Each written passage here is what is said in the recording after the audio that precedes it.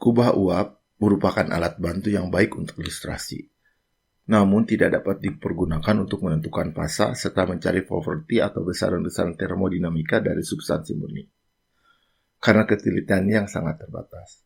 Penentuan fasa dan besaran termodinamika dari substansi murni harus dilakukan dengan melihat tabel yang ada. Pada kesempatan ini saya akan membahas bagaimana cara mencari data besaran termodinamika dari substansi murni dengan menggunakan tabel substansi murni yang terbagi berdasarkan fasa-fasanya. Kubah uap menampilkan 3 buah fasa yang terpisah, yaitu fasa compressed liquid atau cairan tertekan yang berada di sebelah kiri dari garis cair jenuh. Fasa superheated berada di sebelah kanan dari garis uap jenuh, serta fasa campuran berada di antara garis cair jenuh dan uap jenuh. Sehingga jika besaran-besaran termodinamika pada kubah uap ini ingin ditabelkan, maka harus disajikan dalam 3 buah tabel yang berbeda, yaitu tabel compressed liquid, tabel superheated, dan tabel saturasi yang bersesuaian dengan fasa compressed liquid, fasa superheated, dan fasa campuran. Untuk dapat memilih tabel yang tepat, kita harus menentukan dulu kondisi fasa dari substansi murni tersebut. Kita dapat menentukan fasa dari substansi murni berdasarkan properti intensif termodinamika yang dimiliki oleh substansi murni tersebut, yaitu bisa T, temperatur, P, tekanan, volume spesifik, energi dalam, entalpi, dan entropi. Namun, berdasarkan postulat keadaan atau state yang mengatakan bahwa keadaan termodinamika sistem kompresibel sederhana dapat digambarkan secara komplit oleh 2 buah properti intensif yang independen. Jadi, kita hanya perlu mencari 2 properti intensif yang independen. Jika kita sudah menemukan 2 properti intensif tersebut, maka kita dapat menentukan fasa dari substansi murni tersebut. Dan berdasarkan keadaan fasa substansi murni tersebut, kita dapat menentukan tabel mana yang harus kita pakai untuk mencari properti-properti intensif lainnya. Kita bisa menggunakan properti intensif temperatur dan tekanan, juga bisa menggunakan properti intensif tekanan atau temperatur, serta salah satu dari volume spesifik, energi dalam, entalpi, dan entropi. Dari kubah uap terlihat bahwa kondisi campuran berada di tengah-tengah antara kondisi cairan tertekan dan uap superheated. Sehingga untuk menentukan fasa atau substansi, kita bandingkan properti substansi tersebut dengan keadaan saturasinya. Jika 2 properti intensif yang kita miliki itu adalah tekanan dan temperatur, maka untuk menentukan fasa substansi murni, kita gunakan aturan sebagai berikut. Aturan ke-1. Jika tekanannya sama dengan tekanan saturasi, tapi temperaturnya lebih kecil dari temperatur saturasi, maka substansi berada pada fasa compressed liquid atau cairan tertekan.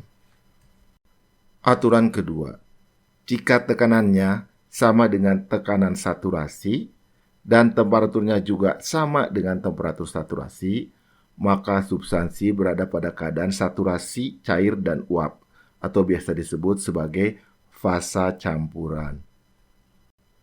Aturan ketiga, jika tekanannya sama dengan tekanan saturasi, tapi temperaturnya lebih besar dari temperatur saturasi, maka substansi berada pada fasa uap superheated. Untuk memudahkan dalam mengingatnya, karena temperaturnya melebihi temperatur saturasi, maka dia superheat. Aturan 1, 2, dan 3 ini dapat dilakukan dengan menggunakan tabel saturasi berdasarkan tekanan yang ada di bagian belakang buku referensi. Aturan keempat, jika temperaturnya sama dengan temperatur saturasi, tapi tekanannya lebih besar dari tekanan saturasi, maka substansi berada pada fasa cairan bawah jenuh atau compressed liquid atau cairan tertekan. Untuk memudahkan mengingatnya, cairan dalam keadaan tertekan atau compressed liquid ini artinya tekanannya melebihi tekanan saturasi. Aturan 5 sama dengan aturan kedua, yaitu jika temperaturnya sama dengan temperatur saturasi dan tekanannya juga sama dengan tekanan saturasi, maka substansi murni tersebut berada pada fase campuran. Aturan 6. Jika temperaturnya sama dengan temperatur saturasi, tapi tekanannya lebih kecil dari tekanan saturasi, maka substansi murni tersebut berada pada fase uap superheated. Ingat, karena tekanannya lebih kecil dari tekanan saturasi, maka substansi murni tersebut akan lebih mudah menguap, maka fasenya adalah fase uap superheated. Aturan 4, 5, dan 6 ini dapat dilakukan dengan menggunakan tabel saturasi berdasarkan temperatur yang ada di bagian belakang buku referensi. Selain temperatur dan tekanan, penentuan fase dapat juga dilakukan dari dua properti intensif yang independen lainnya. Misal, fase dapat ditentukan dari harga temperatur dan entalpi atau dari data tekanan dan energi dalam dan sebagainya. Jika kita menggunakan data temperatur atau tekanan dengan salah satu dari volume spesifik, energi dalam, entalpi atau entropi atau yang kita singkat sebagai VUHS, untuk menentukan keadaan fase dari suatu substansi murni, kita menentukannya dengan cara membandingkan harga VUHS pada keadaan tekanan atau temperatur tertentu tersebut dengan harga VUHS pada keadaan cair jenuh yang ada di sebelah kiri, serta harga VUHS pada keadaan uap jenuh yang ada di sebelah kanan. Sehingga kita bisa mengetahui posisi substansi murni ini. Apakah ada di sebelah kiri kubah uap, di dalam kubah uap, atau di sebelah kanan kubah uap. Untuk menentukannya, kita gunakan aturan sebagai berikut. Aturan 7. Substansi murni berada pada fase cairan tertekan atau compressed liquid jika pada tekanan atau temperatur yang sama dengan tekanan atau temperatur saturasinya, harga VUHS-nya lebih kecil dari harga VUHS pada titik cair jenuh atau VF, UF, HF, dan SF. Aturan 8. Substansi murni akan berada pada fase uap superheated jika pada tekanan atau temperatur yang sama dengan tekanan atau temperatur saturasinya, harga VUHS-nya lebih besar dari harga VUHS pada titik uap jenuh atau VG, UG, HG, dan SG.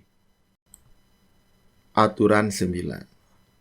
Substansi murni akan berada pada fase campuran cair uap jika pada tekanan atau temperatur yang sama dengan tekanan atau temperatur saturasinya, harga VUHS-nya berada di antara harga VUHS pada titik cair jenuh dan harga VUHS pada titik uap jenuh. Pemahaman serta penguasaan aturan penentuan fase ini sangatlah penting. Karena kalau salah menentukan fase, maka tidak akan dapat mencari data properti intensif yang diinginkan, atau malah mendapatkan data properti intensif yang tidak tepat. Mulai sekarang, biasakan membawa atau menyiapkan tabel ketika mengikuti kuliah termodinamika ini. Karena tanpa tabel, tidak akan bisa menyelesaikan persoalan termodinamika yang nanti diberikan di kelas. Silahkan cari tabel termodinamika yang biasanya ada di bagian belakang semua buku tentang termodinamika teknik. Setelah mahir menggunakan tabel yang manual ini, nanti akan diajarkan menggunakan software untuk mencari tabel tersebut. Yang umum digunakan adalah Software Engineering Equation Solver atau disingkat EES, yang kalau Anda beli buku referensi, Anda akan memperoleh akses untuk mendapatkan EES versi Limited Academic. EES adalah software komersial dan banyak digunakan untuk berbagai bidang engineering lainnya. Selain itu, karena Anda sudah belajar Python waktu di TPB, saya akan ajarkan mencari data menggunakan modul Python CoolFrog untuk mencari dan menghitung properti termodinamika. Untuk menggunakan modul ini, kemampuan membuat skrip Python sangat diperlukan. Setelah fasa dari substansi murni dapat ditentukan dengan hanya menggunakan dua data properti intensif, maka harga properti-properti intensif substansi murni lainnya dapat dilihat pada tabel substansi murni sesuai dengan fasanya. Biasanya, tabel yang tersedia dibagi berdasarkan fasa yang mungkin ada untuk substansi tersebut. Misalnya untuk air, tabel dibagi ke dalam tabel saturasi, tabel superheated, tabel cairan terkompresi atau compressed liquid, dan tabel es uap air. Tabel-tabel substansi murni tersebut dapat dilihat pada bagian appendix pada buku-buku referensi. Mari kita lihat tabel-tabel substansi murni tersebut satu persatu. Pertama-tama, mari kita lihat tabel saturasi. Di sini ditampilkan potongan tabel dari tabel saturasi untuk uap air. Tabel saturasi adalah tabel yang menampilkan data properti intensif termodinamik dalam keadaan saturasi, yaitu mulai dari keadaan cair jenuh, campuran, sampai uap jenuh. Tabel saturasi merupakan tabel yang akan paling sering kita lihat, terutama jika kita ingin menentukan fasa dari substansi yang sedang kita hadapi. Seperti yang sudah disinggung di depan, dengan membandingkan harga tekanan atau temperatur dengan harga saturasinya, kita dapat menentukan fasa dari substansi yang kita hadapi. Keadaan atau state termodinamik di dalam kubah uap memiliki hubungan 1:1. Artinya, jika temperatur diketahui, maka tekanan dapat ditentukan. Begitu juga sebaliknya. Karena itu, biasanya tabel saturasi ditampilkan dalam dua tampilan yang berbeda, yaitu berdasarkan data temperatur dan berdasarkan data tekanan, seperti yang diperlihatkan pada tabel ini. Pada tabel ini, ditampilkan tabel saturasi berdasarkan temperatur. Nilai temperaturnya berubah secara teratur, di mana nilai temperatur ini adalah nilai temperatur saturasi. Sedangkan nilai tekanan mengikuti nilai tekanan saturasi untuk harga temperatur saturasi tersebut. Selain menampilkan harga tekanan dan temperatur, tabel saturasi juga menampilkan data volume spesifik, energi dalam, entalpi, serta entropi untuk titik cair jenuh dan titik uap jenuh. Sebagai konvensi, pada termodinamika biasa digunakan indeks F untuk menyatakan cair jenuh, saturated liquid, indeks G untuk menyatakan uap jenuh, saturated vapor, dan indeks Fg untuk menyatakan selisih properti pada keadaan saturasi. Properti intensif termodinamik untuk keadaan titik cair jenuh dan uap jenuh dengan mudah dapat dicari dari tabel saturasi. Tetapi untuk kondisi fasa campuran yang berisi campuran dari fasa cair dan fasa uap, maka kita harus mengetahui berapa banyak fasa uapnya dibanding dengan fasa cairnya. Sehingga kita harus terlebih dahulu mencari apa yang dikenal dengan istilah kualitas uap X. Jika kualitas campuran cair uap diketahui, maka seluruh properti termodinamik primer dapat dihitung dengan menggunakan persamaan seperti pada persamaan 2 untuk menentukan volume spesifik campuran yang diilustrasikan pada kurva yang ada di sebelah kiri ini. Di sini dimisalkan kondisi substansi berada di titik B yang merupakan campuran dari titik A cair jenuh dan titik C uap jenuh. Dari tabel, kita dapat mengetahui harga properti termodinamik di titik A dan titik C. Namun untuk titik B tidak ada di tabel. Harga volume spesifik di titik A tidak lain adalah Vf, sedangkan harga volume spesifik di titik C adalah Vg. Untuk mencari harga volume spesifik di B, V, kita harus tahu dulu kualitas uap di titik B, yaitu Xb, yang tidak lain menyatakan prosentase massa dari uap pada titik B, sehingga harga volume spesifik di titik B bisa kita hitung dengan menggunakan persamaan 2.